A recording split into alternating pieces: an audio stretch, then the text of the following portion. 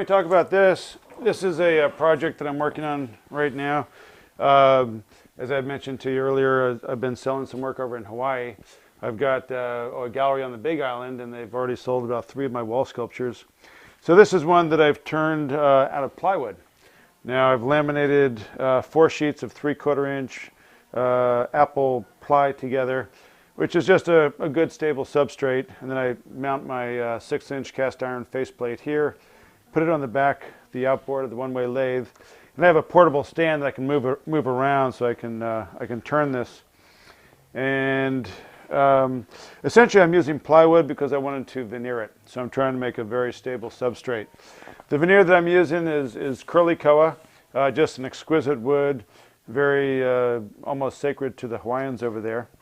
And what I'm going for with this is going to be a picture effect. So I'm working on a piece of double bevel marquetry that's going to be inlaid in here. I don't quite have the fit perfected yet. Still need to do a little bit more fitting. But you can get the general idea. This is what I would call a hokusai inspired piece. There's a famous Japanese printmaker by the name of Hokusai who lived during the 1700s and 1800s, and he was known for doing these carved wooden block prints. And one of his most famous ones was of this large wave near a famous Japanese mountain. So all this is cut out of different types of wood. I'm basically doing a double bevel marquetry process on the scroll saw. But before I got to the double bevel marquetry, my first challenge was just veneering this disc-shaped surface. So I just did a presentation a couple of weeks ago for the American Marquetry Society, and they had a convention down in San Jose. So what I did was I put together a PowerPoint presentation, essentially showed them how I was working with this step by step. So just to give you some idea, essentially what I was doing was I was taking some wider pieces of koa, and I had to glue these down. Now what happens is you could have a very straight edge, but once you put that over a disc shape, it's going to start to bend on 2 different planes. So it's going to bend, pretty much across the width. It's also going to bend across the length. So I knew what I had to do is to start out with the center one, which I screwed down to the substrate. I dry screwed it, put it into the vacuum press, and I glued this down. And that basically clamped this down, and it conformed to that curved disc shape. Once I had that done, then what I figured out was that I could take some flexible bending plywood. So I've got something like this that's just some 1/8 inch bending plywood. And I could attach this to the surface with double stick tape, then take just a small router, run this up against that edge, and then use that to cut a straight line.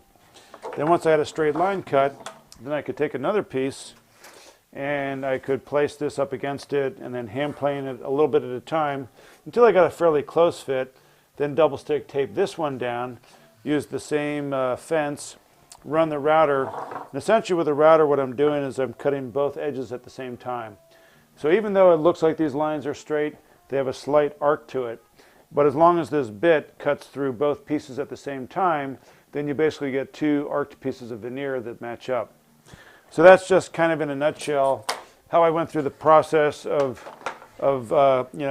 cutting and gluing and cutting and gluing and joining all these pieces of curly koa together to give me this broad background for the piece.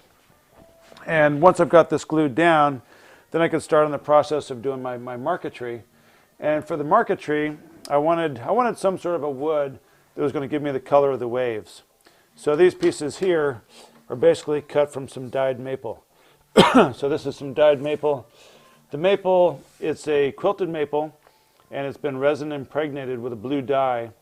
And what that does is it basically has the color going all the way through the wood, but also the wood is very, very hard and dense because of that resin impregnation. But the main thing is that it makes for an excellent color for the waves. So this gives me that blue color for the waves. Then on the top, to simulate sort of the moving action of the waves, I decided I wanted a light colored wood that would look like the white caps on the waves. And what I found was some really exquisite bubinga. Now, of course, you're thinking, well, that doesn't look like bubinga because it's not that reddish brown color. but this is the sapwood of some quilted bubinga. So this is quilted bubinga with the sapwood. You can see some of these quilt patterns, those veins in there. And this stuff worked out really well for the waves. And then to further enhance that look of the white caps, I've got some of these, these are Polynesian vegetable ivory nuts. So these things are really, really hard. I mean, you can just bounce this off of the surface, just really, really, rock hard. What I'll do with these is I will hot melt glue them down to a piece of plywood, resaw these on the bandsaw, and then I'll end up with these various slices. So once I have these various slices, then what I can do is I can tape these to the back of my pieces of veneer, and then I can take those to the scroll saw and cut out the shapes. And by tilting the scroll saw at approximately a 6-degree angle, once I've made those cuts all the way around, I'll end up with two pieces that'll go together with a glove-tight fit. And just to give you an idea of the hours involved in the cutting, you can take a look at all these little cutout pieces. These are actually the throwaway pieces. The pieces that I net are inside this wave, but all these are the pieces that become cut out, and these are essentially just the waste pieces of the double bevel marquetry process. A lot of hours of fun at the scroll saw. This is another class that we teach here at our school.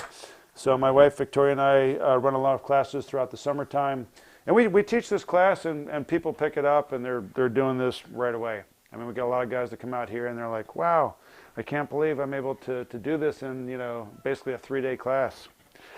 So the other things I'll be doing with that wave is I'll be coming back with another piece going across the top here, and some more of this blue will get incorporated down here. I'll just keep working my way across until all this is pretty much covered up with the wave section. Then the design that I sketched out here calls for some mountains and then also a tree on the top. So you can see that there's going to be some mountains going up here, and then a tree, and then all the various leaves up here at the top, and then a moon over there. So for the mountains, I'm using some more koa, and this will be coming across here. So I found some koa that has some wonderful black streaks in there. But to further enhance it, there's nothing like Ziricote for black streaks. So I got this really choice piece of Ziricote, which comes from Central America. And I'll resaw that into veneer, and then those black stripes will be sort of making their way across there, interwoven with those other black pieces. Then once we get to the top, I'll have to come up with some wood for the tree. And so far what I'm looking at is some black palm wood. So I've got some pieces of black palm that I've resawn over here.